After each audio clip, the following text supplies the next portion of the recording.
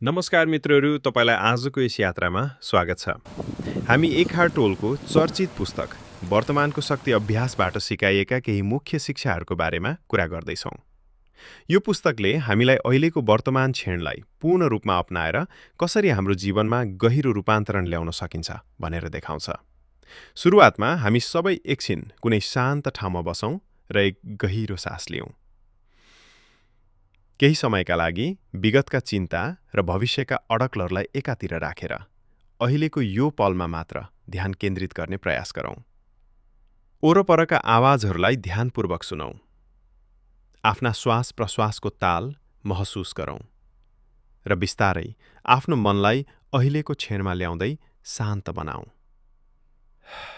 यसरी वर्तमानको काखमा आफूलाई पुर्याएर नै हामी यो यात्रामा अगाडि बढ्नेछौँ। अब प्रस्तुत विषयवस्तुहरूतर्फ लागौँ। हाम्रो साँचो जीवन यही अहिलेको क्षणमा हुन्छ।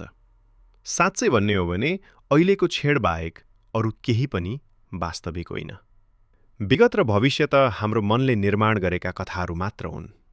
वर्तमान क्षणलाई पूर्ण रूपमा अपनाएर बाँच्न सक्दा हामी एक गहिरो आन्तरिक शान्ति र पूर्णताको ढोका खोल्ने तयारी गरिरहेका हुन्छौँ। अहिलेमा ध्यान केन्द्रित गर्दा हामी मनको विगतको पछुतो र भोलिको चिन्ताको कोलाहलबाट मुक्त हुन सक्छौँ। वर्तमान क्षणमै हाम्रो चेतना बस्न थालेपछि जीवनलाई हामी प्रत्यक्ष अनुभव गर्न थाल्छौँ, कुनै मानसिक लेबल वा निर्णयको फिल्टर बिना नै।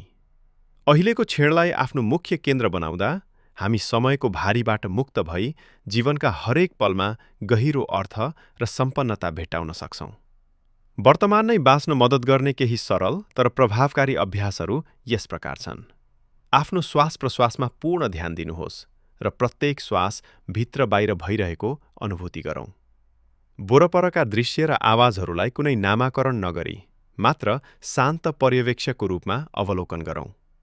आफ्ना हात खुट्टा लगायत शरीरभित्र बगिरहेको सूक्ष्म ऊर्जा र जीवन्ततालाई महसुस गरौँ। जुन काम गर्दैछौँ त्यसमा पुरै मनले तल्लीन हौँ र वर्तमानको अनुभवमा डुबिदियौँ। यी साधारण अभ्यासहरूले हाम्रो ध्यान फेरि वर्तमान क्षणमा फर्काउन मद्दत गर्छन् र हामीलाई अहिलेको पलमा बाँच्ने कलालाई सबल बनाउँछन्। विचारको साक्षी बन्नु। वर्तमानमा रहन सबैभन्दा ठूलो बाधा हाम्रो निरन्तर दौडिरहने मन र त्यसको विचारहरूको भेल हो। धेरैजसो समय हामी टाउकोभित्र लगातार बोलिरहने यस आवाजलाई नै म ठान्छौँ र यिनै सोचहरूसँग हाम्रो पहिचान हुन्छ। यही पहिचानले हाम्रा धेरै दुःख र आन्तरिक द्वन्द्वहरू सिर्जना गरेको छ। तर मुक्तिको यात्रा जब हामी आफ्ना विचारहरूलाई एउटा निष्पक्ष दर्शक झैँ अवलोकन गर्न थाल्छौँ, हाम्रो भित्री चेतनाको एउटा उच्च स्तर सक्रिय हुन्छ। मनमा जे विचारहरू आउँछन् तिनीहरूमा न त पूर्ण रूपमा हराउँ न त तिनलाई कठोर मूल्याङ्कन गरौँ। बरु ती विचारहरूलाई सेतो पर्दामा चलिरहेका फिल्म झैँ केवल शान्त रूपमा हेर्न दिन सकिन्छ। यसरी साक्षी भावको अभ्यास गर्दा हामी विचारहरूको पारिपट्टि रहेको गहिरो चेतनाको आयामसँग जोडिन्छौँ। त्यही नै हाम्रो वास्तविक स्व हो, जहाँबाट साँचो शान्ति र स्पष्ट ज्ञान उत्पन्न हुन्छ। भित्री शान्ति र शरीर सचेतना वर्तमान क्षणमा टिकिरहन आफ्नो शरीरलाई ढोका बनाउन सकिन्छ। यसको अर्थ शरीरमा हुने महसुस र ऊर्जालाई आधार बनाएर अहिलेमा रहने अभ्यास हो। उदाहरणका लागि आँखाहरू बन्द गरेर शरीरभरि एउटा सूक्ष्म तर शक्तिशाली जीवन ऊर्जा बगिरहेको महसुस गर्नुहोस्। एक हार्ट टोल लेख्छन्, दैनिक जीवनमा अहिलेमा जरा गारेर बस्नु अत्यन्त लाभदायक हुन्छ। नभए दौडिरहने चञ्चल मनले हामीलाई जङ्गली खोलाले बगाए झैँ उल्टो दिशातिर तान्दै लैजान सक्छ। जब हामी आफ्नो भित्री ऊर्जातर्फ ध्यान दिन्छौँ, हामी वर्तमान क्षणमा आफूलाई अड्याउन सक्षम हुन्छौँ र शान्ति तथा जीवन्तताको एउटा गहिरो भण्डारसँग सम्पर्कमा आउँछौँ। दिनभरि बेला बेला आफ्ना काँध, घाँटी र निधारका मांसपेशीहरूलाई सजिलै आराम दिँदै शरीरभित्रको अनुभूति सुन्नुहोस्। यसरी शरीरमा सचेत भइरहँदा हाम्रो भट्कँदो मन पनि बिस्तारै स्थिर हुन्छ र जीवनका उतार चढाव बीच पनि हामी पृथ्वीमा मजबुतीका साथ उभिन सक्छौँ। पुराना पीडाबाट मुक्त हुने अभ्यास। कहिलेकाहीँ हाम्रो भित्री पीडाका पुराना घाउहरू अचानक सतहमा आउँछन् र तीव्र भावनात्मक पीडा पैदा गर्दछन्। एक हार्टका अनुसार विगतका ती सबै भावनात्मक आघातहरूको ऊर्जा हाम्रो भित्री क्षेत्रमा सङ्ग्रहित भएर पीडाको शरीर, पेइन बडी बनाएको हुन्छ। जीवनमा कुनै नयाँ घटनाले ती सुतिरहेका पुराना घाउलाई छोयो भने यो पीडाको शरीर सक्रिय भई तीव्र भावनात्मक प्रतिक्रिया ल्याउँछ। हामी अकस्मात अत्यन्त दुखी, रिसाहा वा असहाय महसुस गर्न थाल्छौँ। मानौ त्यो वर्तमान घटना नभई सम्पूर्ण विगतको पीडा एकैचोटि बिउजिएको हो। यस्ता क्षणहरूमा एकछिन थामियौँ, आँखा बन्द गरेर केही गहिरा श्वास लियौँ र त्यस भावनात्मक पीडालाई ध्यानपूर्वक निरपेक्ष रूपमा अवलोकन गरौँ। आफूलाई त्यो पीडासँग नचान्दिकन बाहिरबाट हेरिरहे चाहिँ केवल महसुस गरिरहौँ। पीडाको ऊर्जा शरीरभरि कहाँ कहाँ फैलिएको छ त्यसतर्फ सजग ध्यान दिउँ। कुनै प्रतिरोध वा निर्णय नगरी आएको भावनालाई पूर्ण रूपमा स्वीकार गरिदिउँ। जब हामी यसरी पुरानो दुःखलाई सचेत रूपमा आत्मसात गर्दै जान्छौँ, त्यस पीडाले हामीमाथि गरेको पकड बिस्तारै कमजोर हुँदै जान्छ। हामी विगतका पीडाका पुराना ढाँचाबाट बिस्तारै मुक्त हुन थाल्छौँ। यस सचेत अभ्यास मार्फत असह्य लाग्ने भावनाहरू पनि बिस्तारै चेतनाको प्रकाशमा रूपान्तरित हुँदै जान्छन् र हामी आफ्नो वास्तविक शान्त स्वभावतर्फ बिउझदै जान्छौँ। सम्बन्धमा उपस्थिति र प्रेम। आत्मिक चेतनाको यो अभ्यासले हाम्रो पारिवारिक र सामाजिक सम्बन्धहरूमा पनि चमत्कार ल्याउन सक्छ। धेरैजसो सम्बन्धगत समस्याहरू हाम्रो अहङ्कारपूर्ण सोच, स्वतः चल्ने प्रतिक्रिया र अवचेतन बानीहरूबाट पैदा हुने गर्छन्।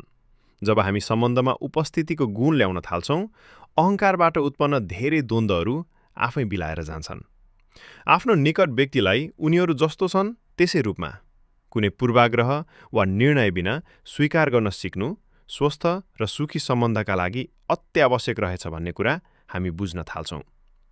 हरेक अन्तर्क्रिया वा कुराकानीलाई हामी आध्यात्मिक अभ्यासको एउटा अङ्ग बनाउन सक्छौँ।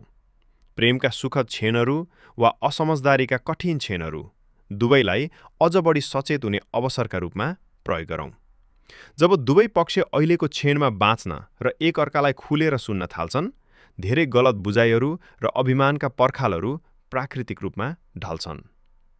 उपस्थित भावना र स्वीकारोक्तिले भरिपूर्ण यी जीवन्त सम्बन्धहरूमा समयसँगै अझ बढी आत्मीयता र गहिरो प्रेम प्रस्फुटित हुँदै जान्छ। स्वीकारोक्ति र समर्पण। वर्तमान क्षणलाई भित्री रूपमा हो भन्न सक्ने कला सिकौँ। एक हार्ट टोल प्रश्न गर्छन्, सधैँ वर्तमान क्षणलाई हो भन्नुहोस्। भइसकेको कुरालाई विरोध गर्नुभन्दा निरर्थक के हुन सक्छ?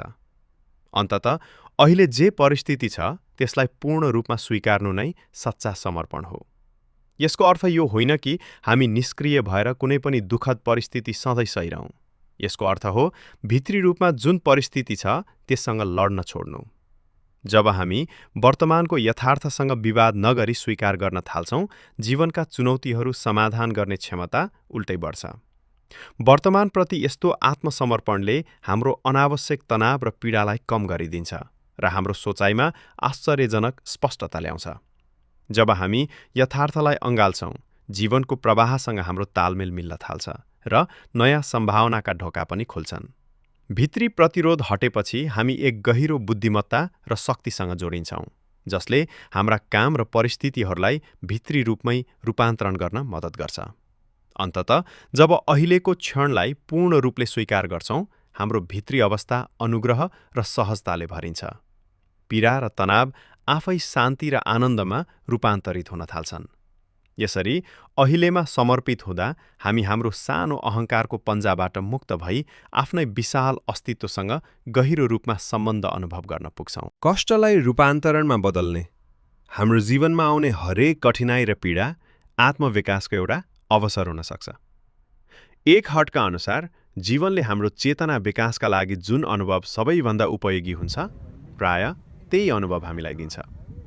त्यसैले अहिले हामीले सामना गरिरहेको चुनौतीमै हाम्रो सिकाइका लागि आवश्यक पाठ लुकेको हुन्छ। वर्तमानमा आइपरेको कुनै पनि सङ्घर्ष वा कठिन परिस्थिति हाम्रो आत्मविकासका लागि आवश्यक अनुभव हो भनेर स्वीकार्ने हो भने हाम्रो दृष्टिकोण नै बदलिन सक्छ। अब जब कुनै सङ्घर्ष वा दुःखद घटना आउँछ, आफूलाई एकछिन सोधौँ, यस परिस्थितिले मलाई के सिकाउन खोजिरहेको छ? प्रत्येक कठिन परिस्थितिमा लुकेको पाठ वा उपहार के छ भनी हेर्ने प्रयास गरौँ। समस्याहरूको मात्र विरोध गरेर दुखी हुने भन्दा तिनलाई आत्मिक वृद्धिका उत्प्रेरकको रूपमा लिँदा हाम्रो भित्री शक्ति अझ उजागर हुन्छ। चुनौतीहरूलाई स्वीकृतिका साथ सामना गर्दा ती कठिन छेडहरूभित्र पनि अर्थ र उद्देश्य फेला पार्न सकिन्छ, जसले हाम्रो आत्मिक उन्नतिलाई तीव्र बनाउँछ। यस दृष्टिकोणले दुःखलाई चेतनाको प्रकाशमा रूपान्तरण गर्ने अद्भुत शक्ति दिन्छ र हामीलाई अझ परिपक्व र जागृत बनाउँदै लैजान्छ। निष्कर्ष, अन्ततः हामीले चर्चा गरेका यी सबै शिक्षाहरू एउटै मूल तत्त्वमा आएर केन्द्रित हुन्छन्। पूर्ण रूपले वर्तमानमा बाँच्न सक्नु नै वास्तविक शान्ति र मुक्तिको कुञ्जी रहेछ। अहिलेको यो पल नै हाम्रो जीवनको सत्य छेन हो र यसलाई गहिरोसँग अँगाल्दा हाम्रो जीवन आफै रूपान्तरण हुन थाल्छ। अवश्य पनि यो अभ्यास निकै सरल लागे पनि सधैँ सजिलो भने हुँदैन। हाम्रो मन वर्षौंदेखि विगतको पछुतो र भविष्यको चिन्तामा अल्झिन अभ्यस्त छ। त्यसैले हामी कहिलेकाहीँ भुल्टिएर फेरि पुरानै बानीमा फर्कन सक्छौँ। तर प्रत्येक पल नयाँ अवसर पनि हो। हामी जति पटक भुलौँ पनि फेरि सचेतनामा फर्किएर अहिलेको काखमा बस्न सकिने अर्को मौका यही क्षणमै पाइन्छ। हरेक बिहान, हरेक साँझ र हरेक श्वाससँगै हामी फेरि पनि अहिलेमै बाँच्ने अभ्यास गर्न सक्छौँ। वर्तमानको शक्ति सधैँ हाम्रै भित्र हुन्छ। यस क्षणलाई पूर्ण रूपमा अपनाउँदा हाम्रा हरेक अनुभव अर्थपूर्ण र जीवन्त बन्छन्। जब हामी अहिलेमा बाँच्छौँ, साना साना दैनिक आनन्ददेखि लिएर ठूला चुनौतीहरूसम्म सबैलाई नयाँ उज्यालो र स्पष्टताका साथ अवलोकन गर्न सक्षम हुन्छौँ। हामी सबैमा यो वर्तमान क्षणलाई प्रेमपूर्वक स्वीकार गर्ने क्षमता छ, किनभने जीवन यही अहिले हो। विगत बितिसकेको छ र भविष्य अझ आएको छैन। हाम्रो हातमा वास्तवमा भएको एकमात्र चीज भनेको अहिलेको यो शाश्वत पल नै हो। यसै क्षणमा पूर्ण रूपले उपस्थित भएर बाँच्ने बानीले हामीलाई स्वतन्त्र, शान्त र प्रेरणाले भरिपूर्ण जीवनतर्फ दोर्याउँछ। अब केही छिनका लागि अझै शान्त भएर बसौँ र अहिलेको निस्तब्धतालाई महसुस गरौँ। यही निस्तब्ध उपस्थितिमै हाम्रो वास्तविक म बसेको छ, शान्त, जाग्रत र उज्यालो। हामी सबै यस आत्मिक यात्रामा सँगै छौँ।